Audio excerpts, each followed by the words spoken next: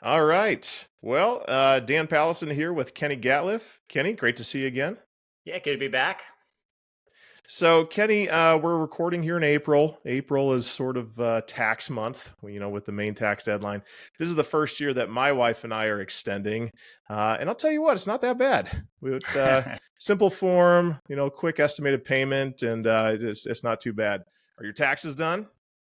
Mine are. I got them in, I think, April 12th, so about the same time as I do most years.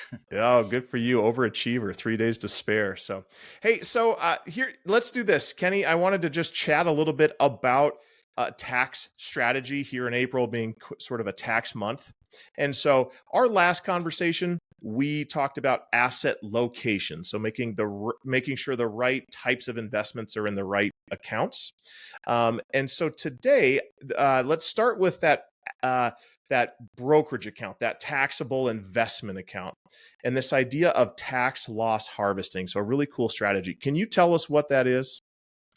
Yeah, so in those taxable accounts, the reason they are considered quote unquote taxable is that, any investment in there is going to spin off some level of income. So if it's stocks, it's going to spin off dividends and capital gains. If you're in a fund, a mutual fund, and then, bonds, they're just going to spin off the interest from the coupon payments. And so no matter what you do in the account, they're going to generate some sort of taxable gain each year. And that's different and on top of if you actually have to sell any at a gain. So Hmm. no matter what's happening, you are generating some taxable gain in those accounts. So what tax loss harvesting is doing is saying, okay, so we know there's going to be some gains there, so let's look for opportunities to realize some losses and offset those gains that we know will occur. And what that means is saying, the way I like to do this is kind of break it out by a big market portfolio and say, okay, if one segment of the market is doing well, but another one is not doing as well, that's almost always the case. If you look at the S&P 500, it's almost never where all 500 stocks are up. So you're looking at an option where some part of your portfolio has some losses, and all tax loss harvesting is doing is saying, okay, we're going to sell that piece, we're going to realize that loss so we can offset the gains that were accrued. And then we're going to use the proceeds of sell and just buy something that's very similar to what we just sold. So it's not going to, distort the portfolio. It's going to keep the portfolio more or less the same as what it is, but it allows us to realize that loss and therefore kind of hopefully net out some or all of the gains. Yeah. No, you put that well. So we're assuming there's income dividends coming in and then just over time appreciation of stock. But in those moments where a position is down in value, which we're not rooting for, but when it does happen, there's a strategy of selling while something is down, capturing that loss, and then using that to our advantage. How is this not a wash sale? If you're selling at a loss and then repurchasing, and I get this question a lot, but how is this not a wash sale?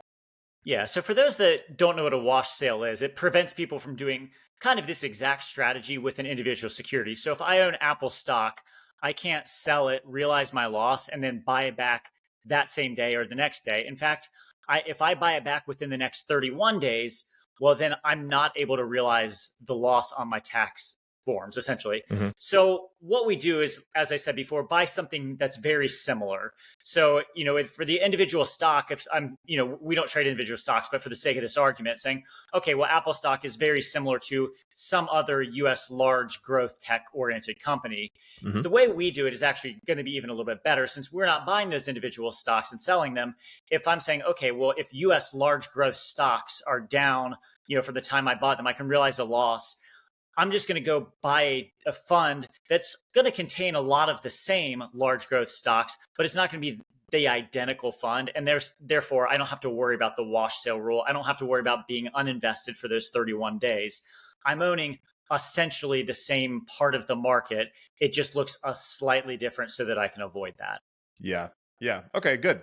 Yeah, so the IRS won't let us sell something at a loss and then buy the exact same thing back within a month, essentially 31 days.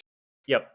But we can buy something similar, so we're not changing the Correct. makeup of Yeah. the portfolio. And at the end of the day, we're capturing and harvesting those losses and carrying them with us to either offset some gains that year or lower your taxable income a little bit or just carry them forward for future years. So tax loss harvesting.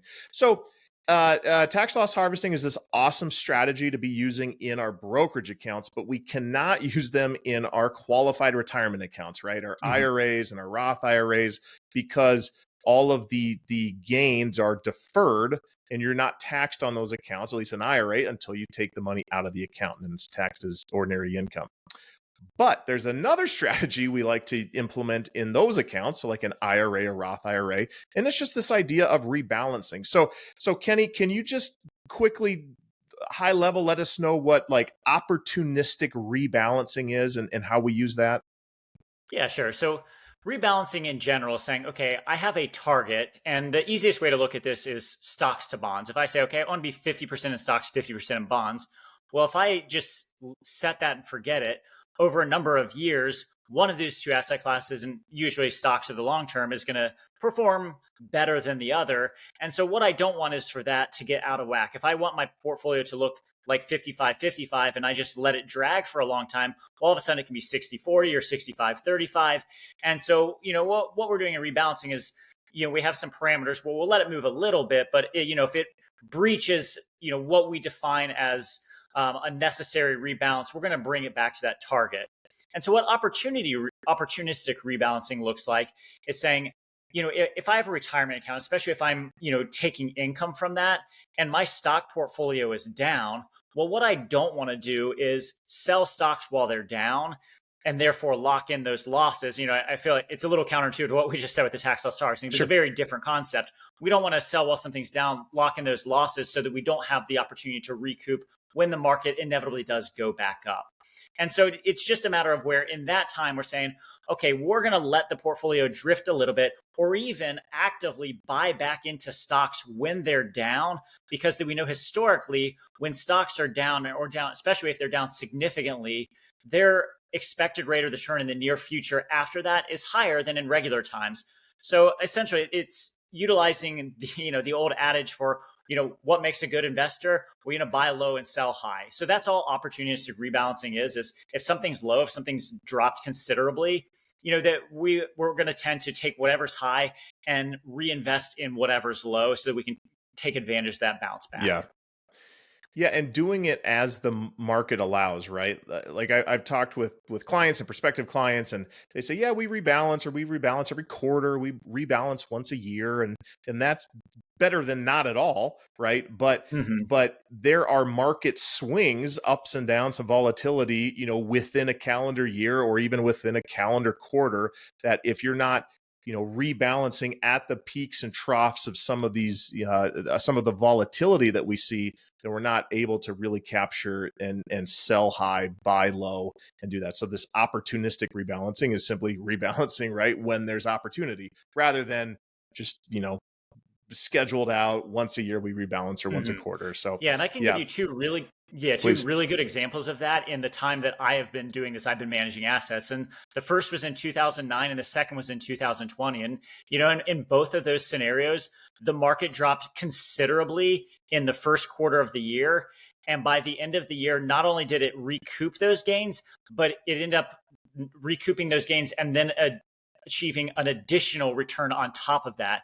And Hmm. so if you were just saying, well, I'm going to wait for the calendar year to end, you didn't take advantage of that. Whereas in both of those, as coincident have it, both of them were in the mid to late March when they kind of Hmm. bottomed out. Hmm. So if you took that opportunistic rebalancing and said, okay, stocks are down a lot here on March 9th or March 17th, whichever it was, and I'm going to take some from my bonds or some from my money market. I'm going to buy stocks while they're down. Well, you got rewarded very, very well for that. Whereas if you said, even if I'm going to wait till the end of the quarter and do it, a couple weeks into April, even that missed out on a little bit. And if you waited to the end of the year, well, you had no gains to achieve. You missed the Hmm. entire bounce back. So it is really, important to be opportunistic and, buy at those lows when they come about, not just, at a certain date on the calendar. Yeah. Yeah, absolutely. Absolutely. Kenny, I'm as we'll wrap up today.